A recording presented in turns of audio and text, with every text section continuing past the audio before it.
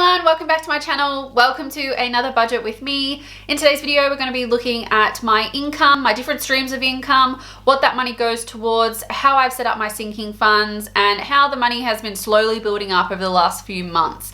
Now, in this budget, I do need to take into consideration two events that are coming up within this paycheck. Melbourne has come out of lockdown, yay, which means that we are legally allowed to go out and do things. We're allowed to go out to restaurants, see friends, all that kind of stuff. And I have two events that I need to budget for within this paycheck. One is brunch with the girls, which is woo, awesome.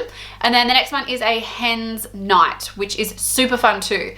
So for the brunch with my friends, I'm going to allow like $80 for brunch just because I eat a lot and I like to eat really good food. So I would much rather spend a lot more money on food than probably alcohol.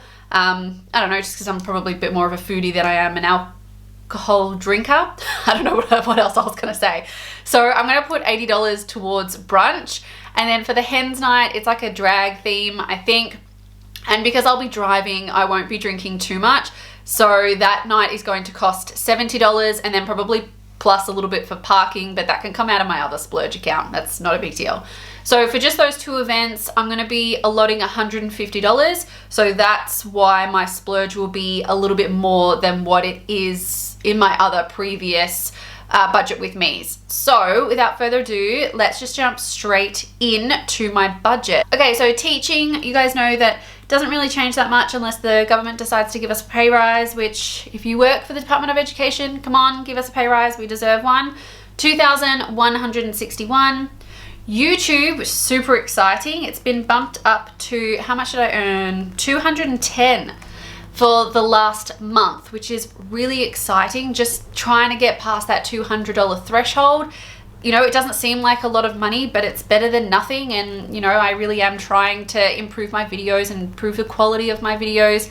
So then obviously people click on my videos a bit more and a bit more engaged, and that will also increase my income. So I am really trying to get a bit more money from YouTube. Hopefully we can get like some more sponsorship deals and all that kind of stuff too. Mortgage is always the same, $503.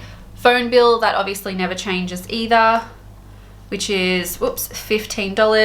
TV subscription, I pay for, what do I pay for? Stan, which is $7. Oh, what am I missing here? Oh, house bills, which is increased to $70 because our bills keep increasing because of inflation and all that sort of stuff. Spotify, $9 because I paid for the family one. Twinkle, which is a teaching resource, is $5, and groceries is $200. Now what Lewis and I are doing now, because we have a food subscription with Dinnerly and that's really affordable, sometimes we have to add in extra veggies and stuff to supplement the food, or the dinner, sorry, but that's okay. So what we're doing at the end of every month, whatever is left over in our grocery bill account, that goes straight into our other savings account towards the bills. So last month, I think we had like $30 left over. That went straight into our bills account, which really helped when we had to pay, I think, a water bill, which we were like just shy of. So topping that up is obviously being very helpful. So that's a strategy that you can use for your budgeting too, that if you know you find that you have some money left over every month in a particular account, put that money towards something, or you know you can roll it over for the next month, whatever works for you.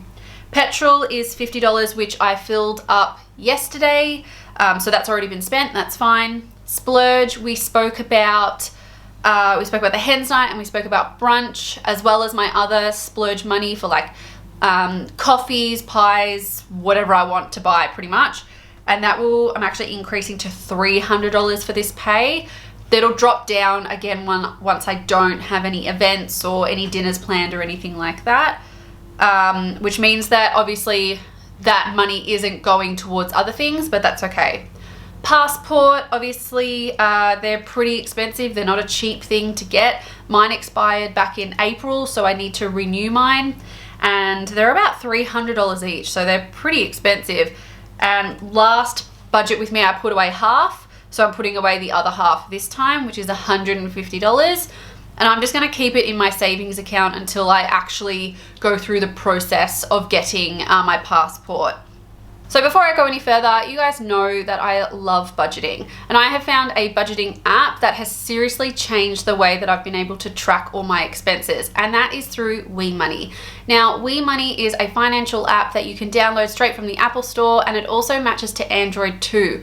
Not only is it free, which is absolutely awesome, but you can track all of your transactions, all of your spending, your savings, also your credit score, which is really, really important, especially if you are wanting to get out a loan or get a house deposit or something like that. The other thing that is really awesome about WeMoney is that it has a community tab. Now, community is huge in the financial kind of realm or the financial niche, and we all like to be connected and to share tips and ideas. And WeMoney has created that on their app, where you can connect with other like-minded people, you can share your own budgeting tips, and you can also gain budgeting knowledge too. So make sure that you go down to the link below, click download, let's start tracking our expenses to make our budgeting more seamless. Okay, let's get straight back into my budgeting. Okay, so sinking funds. Now, I have had a couple of questions about how I organize my sinking funds or how I organize my bank accounts, because I may not have explained it or shown it before. Make sure that you give this video a big thumbs up if that is the sort of video that you would like for me to show you exactly what my bank accounts look like and how I have set up all of my accounts for financial success or for budgeting success. Yeah, let me know down below, or give this video a big thumbs up, even if you did enjoy it as well. So let's look at car maintenance. So car maintenance is getting 42, and that comes to a total of 720. Car rego and insurance, so you can see that it's dropped a little bit, but we're still topping it up, which is awesome. 884, which brings it to 503. Christmas, we're getting closer, which is $20 that we add, and that brings us a total of 362. 362. Birthdays gets $25. So my sister's birthday is coming up, so this is the account that I'll be taking money out of, and that brings us to 1,459. I'm not going to say what I'm thinking of buying her because she might be watching this video, and I want it to be kind of like somewhat of a secret. Clothes gets $20, and that brings it to 102. So if I ever want to buy like a piece of clothing or anything that I want, I just take the money out of that guilt-free. House insurance gets $20, and that gets paid in January, so I have a couple of more months to obviously continue building that up, and that is 567. We have council rates, which gets 25, and I paid the council rates in August, so that's why this account has barely anything in it anymore. And again, we're slowly topping this up, and that brings it to 124. And health insurance gets its usual 50, and we're at a total of 200. Now, self-wealth, the cash that I have in self-wealth at the moment, I'm not adding anything to self-wealth this pay because of events that I have coming up, but I have a total of, let me just get up my portfolio. I have $151 left in that one, which means that I will, like, once I get paid from YouTube properly, then I transfer that money straight over. As you guys know, that any money that I make from YouTube or affiliates or anything to do with YouTube, it goes straight into investments. So that's 151. Spaceship, nothing. I still haven't taken anything or added anything to it. I'm still undecided. I most likely will just take my money out of it because I don't want to have to pay for those fees for something that I'm not contributing to consistently. Emergency fund, still full. Yay, we haven't had to take anything out of the emergency fund, touch wood. And savings, which is for Bali and also a house, like either second deposit or, what do you call it, like stamp duty. Lewis and I obviously did buy the house that we're currently living in, but we are potentially looking at buying a second home. Potentially, we're just in the talks, nothing's confirmed just yet. But adding $500 to savings, which brings the total up to $2,188. And that is the overview of my budget for the fortnight.